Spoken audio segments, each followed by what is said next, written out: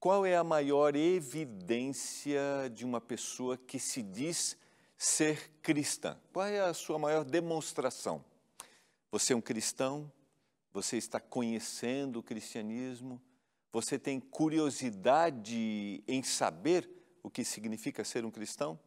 Eu quero conversar um pouquinho com você sobre esse assunto, baseado no estudo da Bíblia, agora no programa Adoração.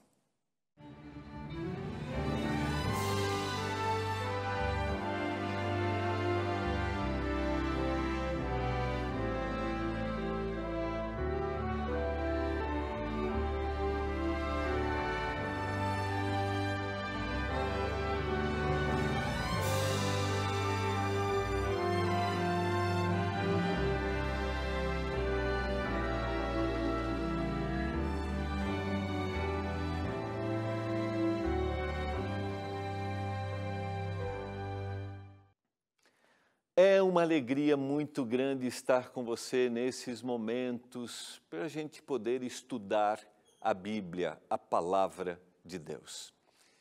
Você é um curioso, gosta de estudar a Bíblia? Você tem procurado conhecer a Palavra de Deus? Você tem dúvidas? Você gostaria de conhecer? Eu quero te oferecer a nossa revista Esperança, Eu no Universo.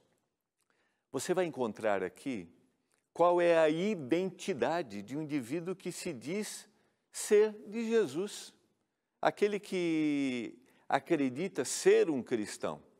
Você vai encontrar a lógica da existência humana. Por que nós estamos aqui? O que realmente traz significado para o nosso viver? Se você deseja conhecer mais da palavra, peça agora a revista Esperança, Eu no Universo. É só você mandar uma mensagem para o WhatsApp agora. Diga, eu quero receber.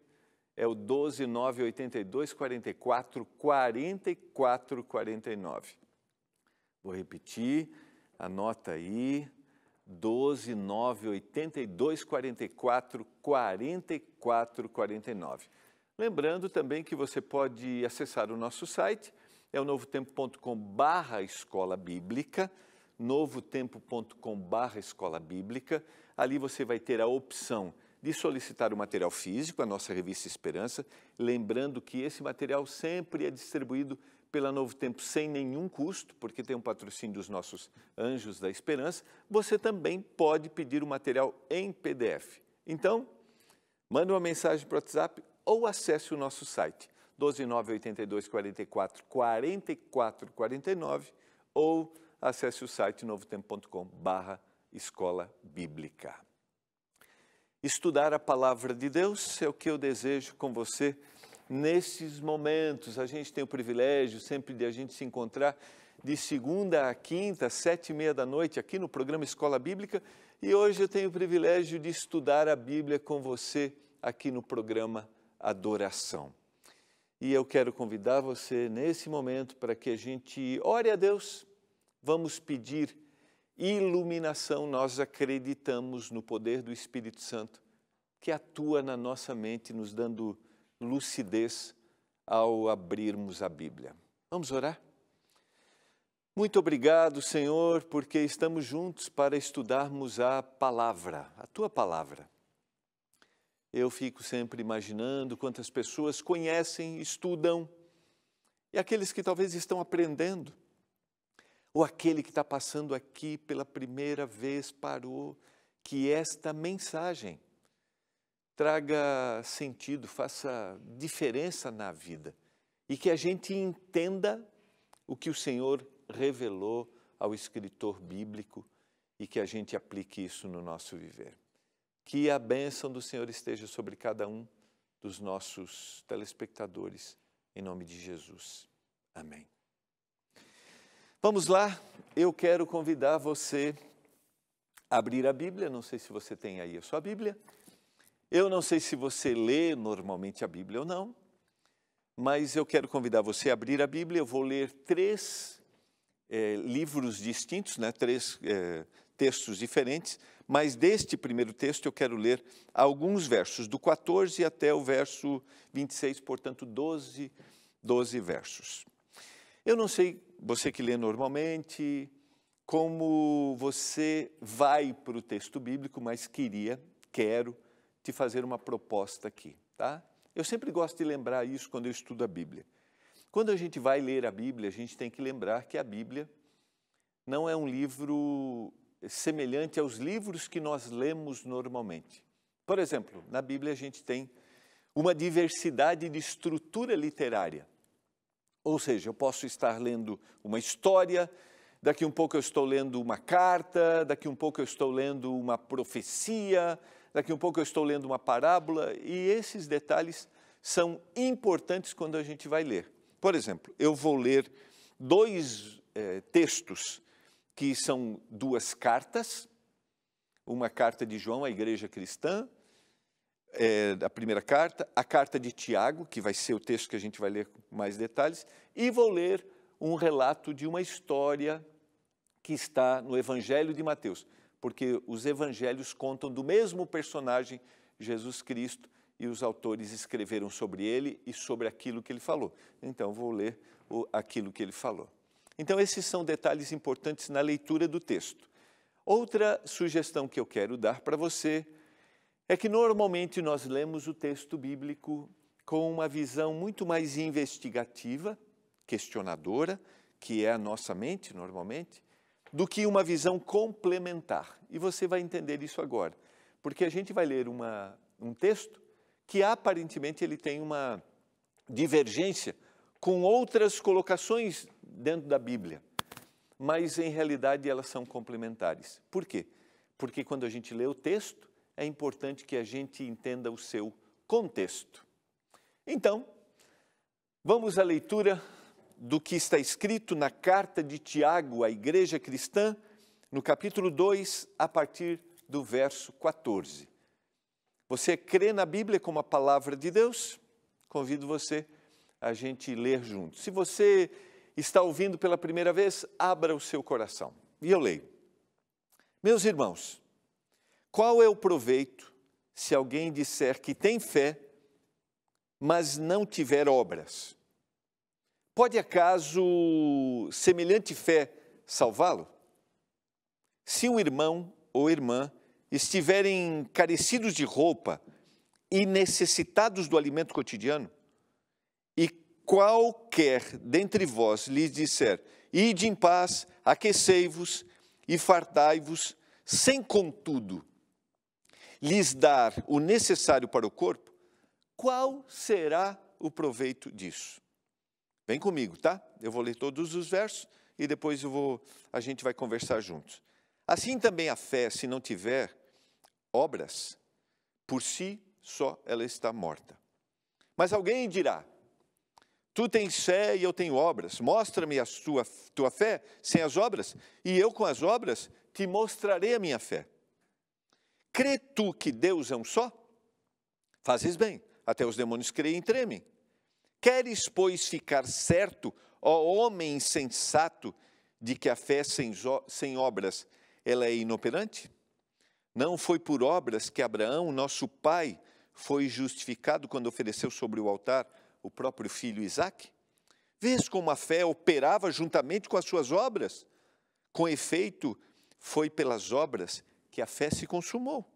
E se cumpriu a Escritura, o qual diz, ora, Abraão creu em Deus e isso foi imputado para a justiça. E foi chamado amigo de Deus. Os dois últimos versos, ou dos três últimos, 24, 25 e 26. Verificais que uma pessoa é justificada por obras, e não somente por fé. De igual modo, não foi também justificado por obras a meretriz Raabe, quando acolheu os emissários e os fez partir por outro caminho? Porque assim como o corpo sem espírito é morto, assim também a fé sem obras é morta. Vamos lá. Aqueles que leem a Bíblia normalmente podem achar que existe uma divergência entre dois personagens da Bíblia. Quem são eles? O apóstolo Paulo, que vai dizer que nós só seremos salvos, que a fé é unicamente o meio pela qual nós somos salvos. E alguém vai se levantar e dizer, Tiago está dizendo que não, a fé sem obras é morta. E aí vem o que eu falei inicialmente. A gente com a mente muito mais analítica, para fazer análise do texto, a gente tem a tendência de olhar para o texto e dizer assim, Paulo está dizendo uma coisa e Tiago está dizendo outra coisa. Meu objetivo aqui não é explicar isso hoje, mas eu quero dizer que os dois estão falando da mesma coisa, ou eles estão completando uma ideia. É isso. Se harmoniza. Por quê? Porque o público de Paulo era um público. Ou seja, ele estava falando para indivíduos que eram extremamente rigorosos com a obediência e achavam que a obediência das coisas era o mais importante para eles. E ele precisava mostrar que eles precisavam ter fé no Senhor.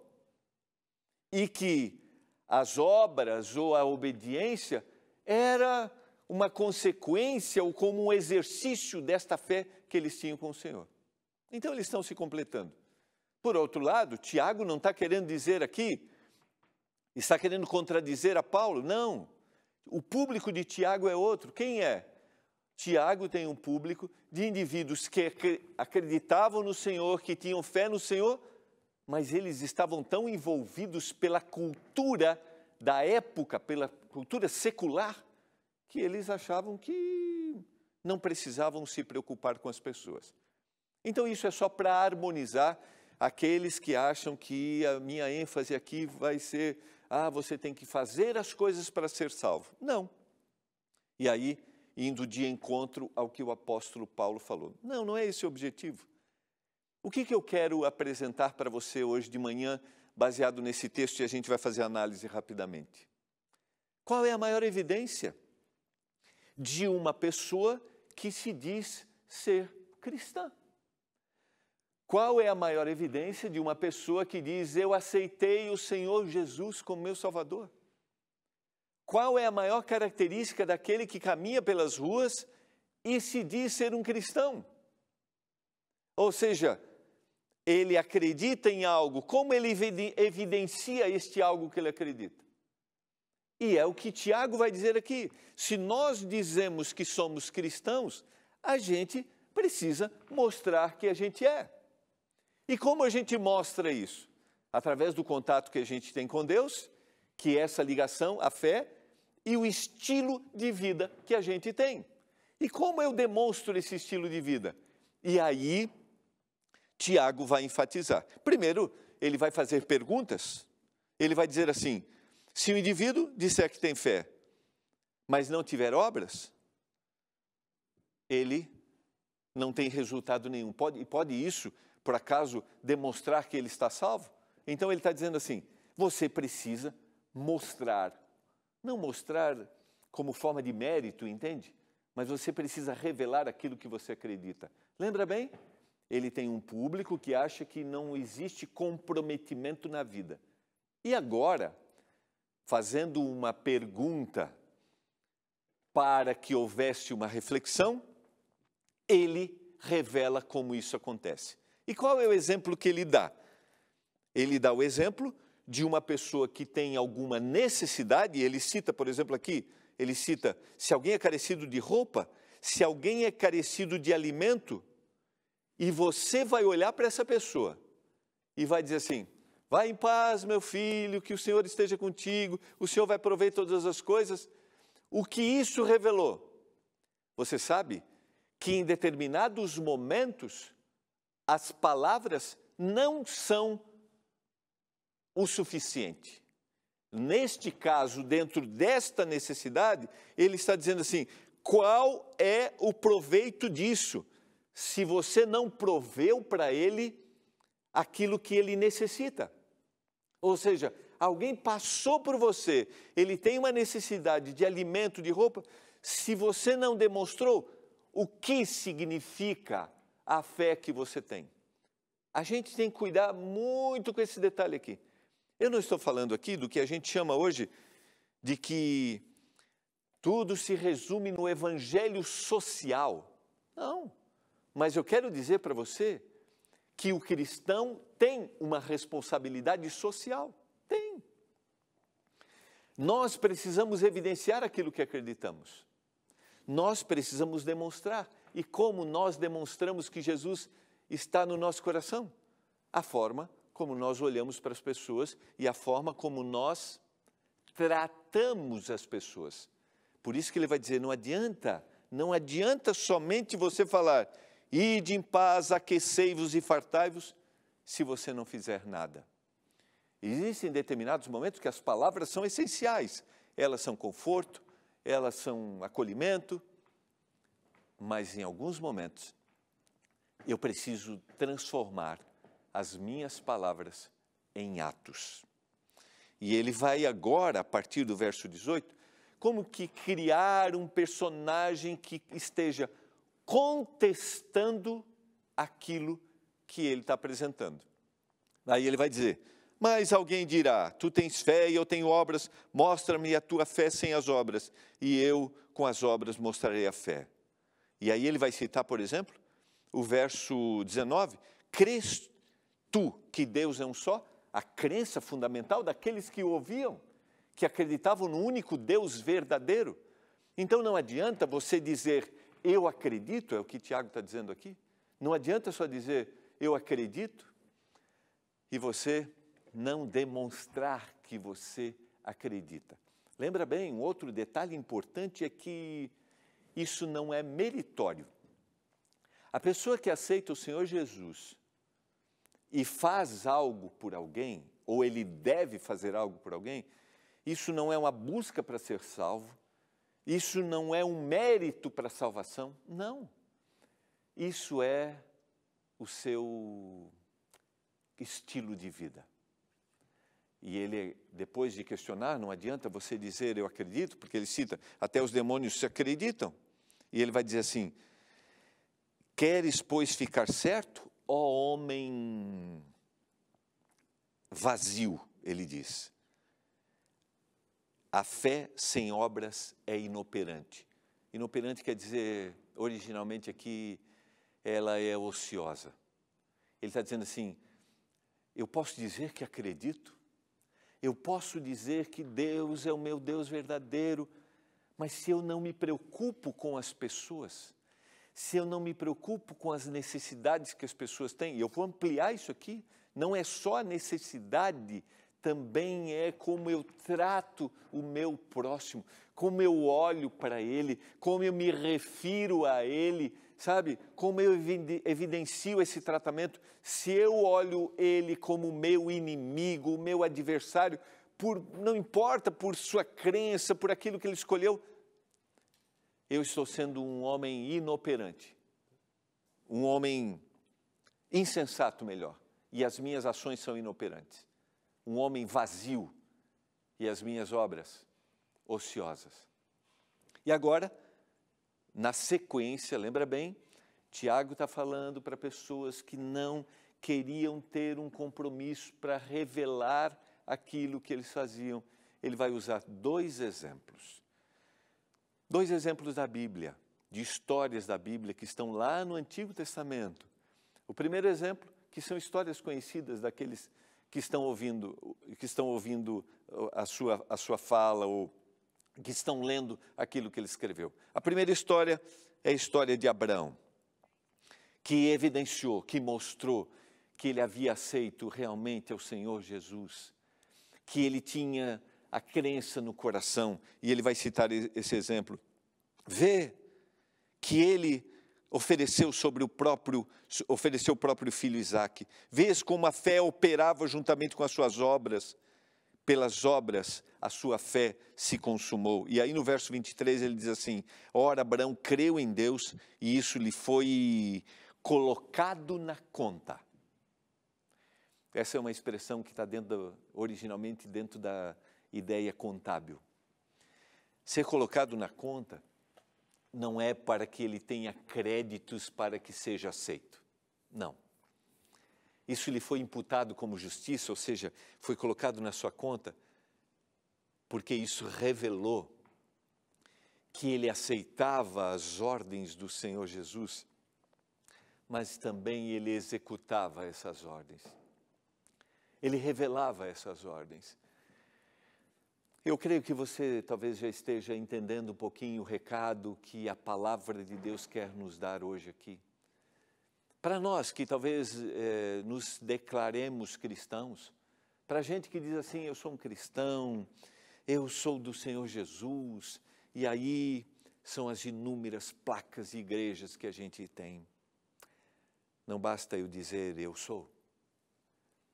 A maior evidência é como eu estou ligado ao meu Deus e agora como eu estou tratando o meu próximo. E a pergunta de hoje é, como eu estou tratando o meu próximo? Ele citou Abraão, que é uma figura importante dentro da crença do seu público. Mas agora ele faz uma segunda citação, um segundo exemplo, que está no verso 24. Verificais que uma pessoa é justificada por obras e não somente por fé.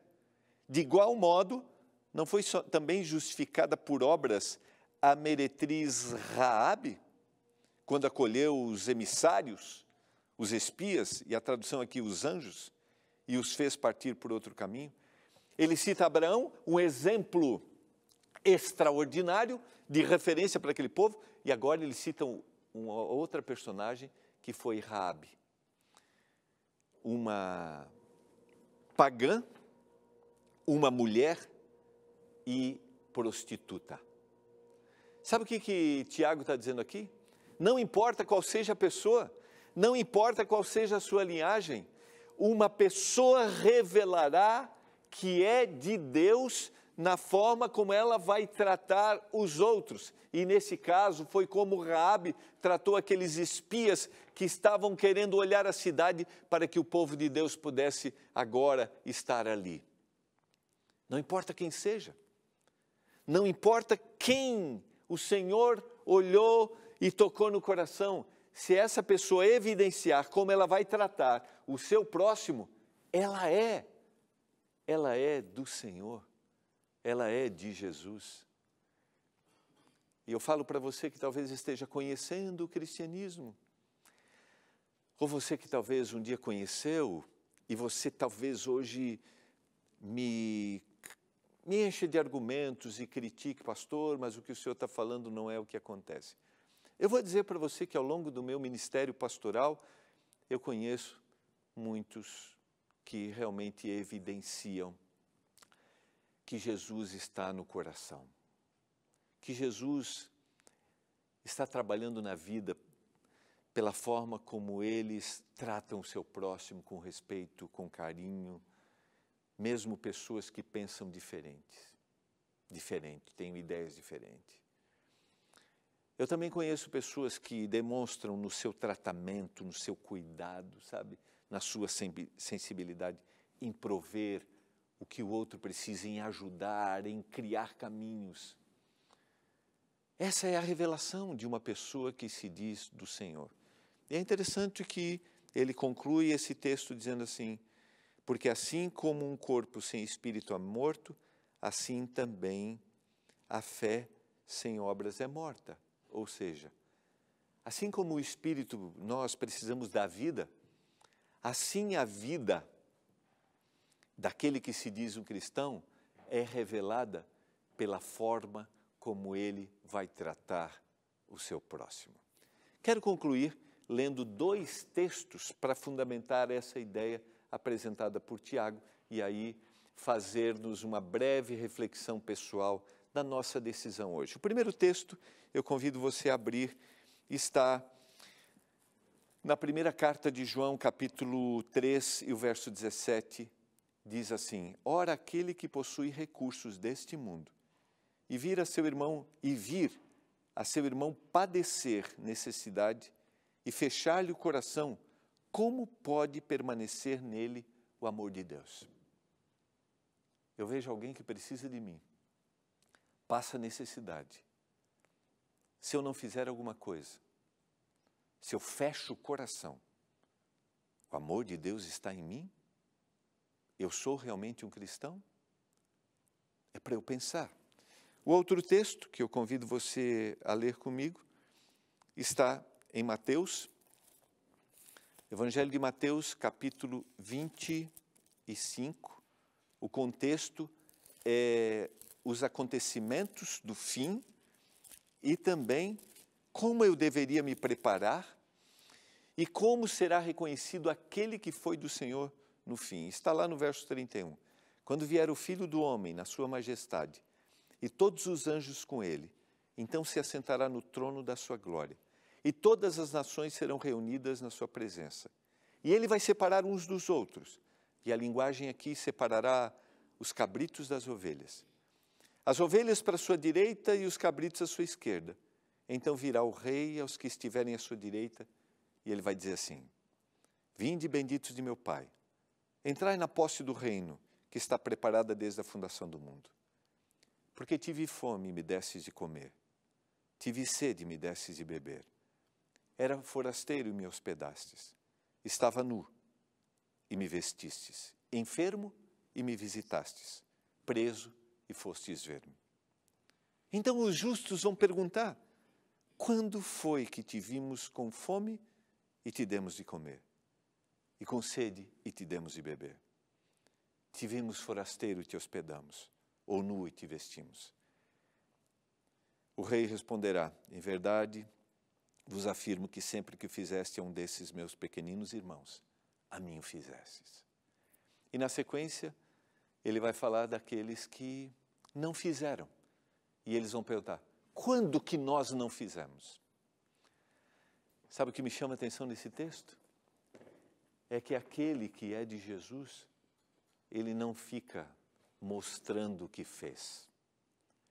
Ele faz, ele se preocupa com o próximo, porque esse é o seu estilo de vida. Ele tem a fé no coração e ele transborda de obras, essa expressão bíblica, jorra uma nova vida. A minha pergunta hoje é: eu, como um cristão, que me declaro um cristão, será que eu tenho um olhar empático para qualquer pessoa que está do meu lado? Estou preocupado com ele? Ou eu estou dizendo: vá em paz, ou eu não quero me misturar? Você que está conhecendo, você que é e você que está conhecendo, você gostaria de hoje dizer: Senhor, me ajuda? Senhor, me ajuda a ter sensibilidade. Se eu digo ter fé, me ajuda a ter o olhar que o meu próximo necessita. Se ele precisa de alimento, que eu vou dar o alimento. Se ele precisa de acolhimento, que eu dê o acolhimento. Mas que ninguém passe na minha frente e eu não perceba. Você deseja isso agora? Você quer pedir que o Espírito Santo te dê habilidade, sensibilidade para evidenciar aquilo que você diz acreditar? Eu desejo. Vamos orar por isso? Pai do céu, muito obrigado pela orientação da Tua palavra. Que ninguém passe na nossa frente e tenha alguma necessidade sem que a gente não perceba. Por favor, meu Deus, se a gente diz ter fé, se a gente diz ser do Senhor, que a gente acolha, que a gente ame e que a gente faça. Se alguém que me ouve agora tem alguma necessidade, que um cristão seja presente na vida dele, eu suplico, em nome de Jesus. Amém.